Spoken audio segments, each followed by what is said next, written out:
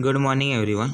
आज का हमारा टॉपिक है causes of the defeat of Indian ruler, यानी कि जो भारतीय शासक हुए हैं उनकी पराजय के कारण हम देखेंगे कि किस कारणों से जो भारतीय शासक हारे थे और यहाँ पर जो विदेशी आए थे उन्होंने अपना कब्जा कर लिया, उन्होंने बसाव कर लिया और भारतीय शासकों को हरा दिया। उसके बारे में हम आज देखेंगे। Probably the Indian ruler were not united and they did not make combined efforts to defend the north-west region। क्या हुआ? भारतीय शासक एकजुट नहीं थे। सबसे पहला कारण तो ये था कि जो भारतीय शासक थे वो एकजुट नहीं थे, एक साथ नहीं थे, वो अलग अलग थे और उन्होंने उत्तर पश्चिम क्षेत्र की रक्षा के लिए संयुक्त प्रयास नहीं किया। यानी कि वो अगर चाहते, अगर एकजुट मिलकर होकर अगर वो चाहते तो वो उत्तर पश्चिम की रक्षा कर सकते थे। उन्होंने उत्तर पश्चिम की रक्षा के लिए सब एकजुट नहीं हुए और एकजुट होकर उन्होंने प्रयास नहीं किया। आगे देखते हैं। If they had been united they would have dislodged the Turkish ruler when they were sitting down in India. यदि वे एकजुट हो गए होते तो वे तुर्की शासकों को तब विस्थापित कर देते जब वे भारत में बस रहे थे। यानी कि अगर वो सब एकजुट हो जाते, एक साथ मिलकर तुर्की को जो आए थे तुर्किश, उनका अगर वो सामना करते तो वो उनको तभी भगा देते जब वो भारत में बस रहे थे, जिस टाइम वो भारत में आए थे और भारत में रहने लगे थे। They did not have the foresight that the Turks could extend their kingdom even beyond Punjab.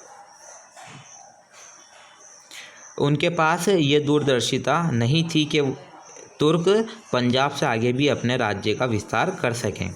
यानी कि उनके पास ये खबर नहीं थी, वो ये नहीं सोचते थे कि जो तुर्किश हैं वो पंजाब से भी आगे अपने राज्य का विस्तार करेंगे, वो पंजाब से भी आगे बढ़ेंगे, वो ये नहीं सोचते थे। Although the Turks did not have modern weapons yet their superior horses and mounted archer were too rapid as compared to a slowly moving elephants. हालांकि तुर्कों के पास आधुनिक हथियार नहीं थे, फिर भी हमारे धीरे धीरे चलने वाले हाथियों की तुलना में उनके बेहतर घोड़े और घुड़सवार तीरंदाज बहुत तेज़ थे। यानी कि हम देख सकते हैं कि जो तुर्क जो आए थे उनके पास आधुनिक हथियार नहीं थे, लेकिन हमारे पास जो, यानी कि भारत के जो शासक हुए हैं उनके पास जो हाथी थे वो धीरे धीरे चलते थे, लेकिन तुर्कों के पास जो घोड़े थे वो बहुत तेज़ दौड़ने वाले, यानी कि बहुत तेज़ बेहतर घोड़े थे, बहुत शानदार घोड़े थे वो। और उनके पास घुड़सवार, यानी कि जो घोड़ों पर बैठते हैं और तीरंदाजी करते हैं, तीरंदाज उनको कहते हैं, वो तीरबाजी करते थे, वो तीरंदाज थे और वो बहुत तेज थे, बहुत ही शार्प थे। There is no doubt that both Mahmud and Mohammed were brilliant leaders and mighty commanders. इसमें कोई संदेह नहीं है, यानी कि इसमें कोई संदेह नहीं किया जा सकता कि जो महमूद और मोहम्मद हुए हैं दोनों शानदार लीडर थे, नेता हुए हैं, एक तरह से उनकी सेना को लीड करने वाले और शक्तिशाली कमांडर थे। यानी कि इस बात में कोई संदेह नहीं है, इसमें कोई शक नहीं है कि महमूद और मोहम्मद एक अच्छे अपने कमांड करने वाले, अपने शक्तिशाली कमांडर थे और एक लीडर थे वो सेना के। Many writers say that they depend on the Samantas for the supply of army। कई लेखकों का कहना है कि वे सेना की आपूर्ति के लिए सामंतों पर निर्भर थे। So their army was not working together always। इसलिए उनकी सेना हमेशा साथ काम नहीं कर रही थी। यानी कि कुछ जो राइटर हुए हैं उनका कहना ये था कि जो शासक हुए हैं, भारत के जो शासक हुए हैं वो सामंतों पर निर्भर थे, इसलिए उनकी सेना क्या साथ काम नहीं कर रही थी, यानी कि एक साथ वो काम नहीं करती थी। आगे देखते हैं। After the battle was over all of them took their own wars and there would be no common plan of an action then।